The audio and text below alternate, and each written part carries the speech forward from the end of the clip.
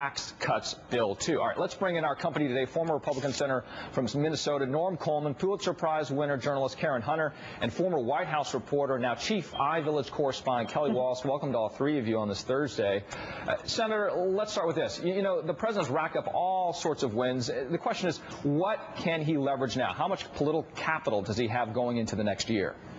Well, the problem is, Richard, that Washington likes to keep score, but I don't think the American public is keeping score right now. The problem he still has are the fundamental problems. 16 months of unemployment over 9.8%. In March, we're going to face the budget having to be funded, having to raise the debt ceiling of over $14.3 trillion. So he's going to Hawaii with something more than a lump of coal in his stocking. But I can't tell you it's much more than that in terms of the long-term impact. All right, a lump of coal. You brought that in for the holidays. Kelly, I want to ask you, Mitch McConnell had said he wanted to make Obama a one-term president. He also wrote yesterday in the National Review, and I'll quote here, "The good news is that after the experience of the past 2 years, most Americans have lost faith in government's ability to get us back to prosperity. It's also the reason," he says, "Americans are correct in thinking change has come to Washington," end quote. So, Kelly, I guess the question is, who has changed here? Well, you know, maybe both have. I love the president's comment where he says, "I love persistence." You know, I am persistent. People might not realize that. And, you know, you think about him being this basketball fan.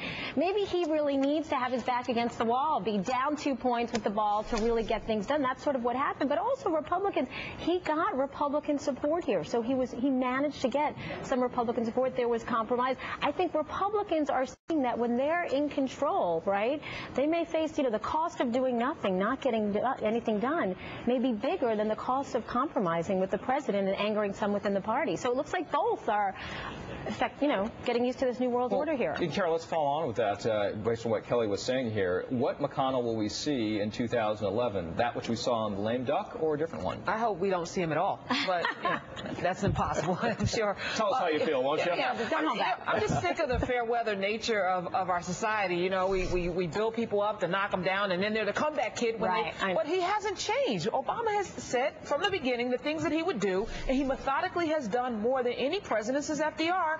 And I just think that we aren't following the facts. It's not just the health care bill, but there's a student loan reform, credit card reform. I personally know people whose houses have been saved because of the Obama loan modification plan.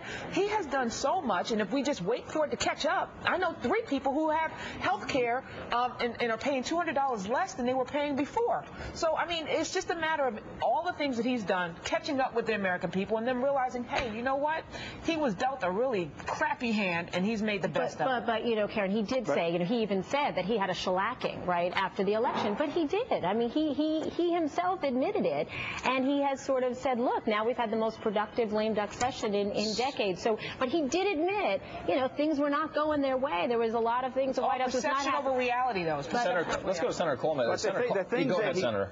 The things that he's doing that make a difference in the lives of the American people, such as Obamacare, such as, you know, the inaction in terms of the economy, are the things Americans don't like. I don't think most Americans like the fact that the government runs the student loan program now. On the campaign trail, people really weren't talking about don't ask, don't tell, and they weren't talking about START. They were talking about jobs, the economy. They're talking about debt, talking about spending. And so on those that matter most, the structural problem the president has is that his biggest supporter, AFSCME, which, by the way, spent $91 million on this election, they're not going to give in on government salaries, government benefits, and government jobs in March. And so that's the challenge he had. His base is pushing for things that the American public as a whole really doesn't like.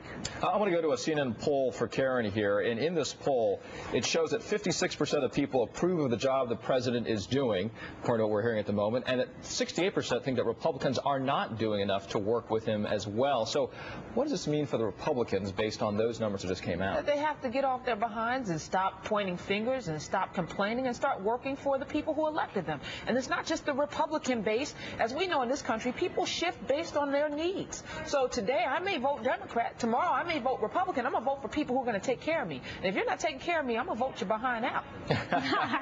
Kelly, last one to you here before we have to take a little bit of a break. You know, the president was called weak before the lame duck. Is he weak now?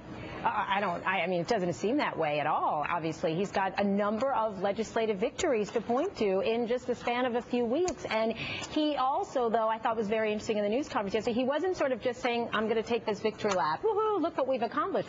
He kind of put the line in the sand. He wants immigration reform. He's concerned about education. He knows that there are battles to come over spending, but the Republicans will be controlling the House and have more control in the Senate. They also will have to make tough decisions, and the former senator knows they're going to have to decide where the spending cut's going to come from. So big fights ahead, but both sides feel like they've got something that they've accomplished. Not a lot of coal in there. All right, not a lot of coal, to quote Norm Coleman, our senator. Senator Coleman, thank you so much. Karen, as well as Kelly, we're going to stop back with you in just a little bit to talk about more about what we can expect in 2011 and what the president will be doing. And then we're also keeping a very close eye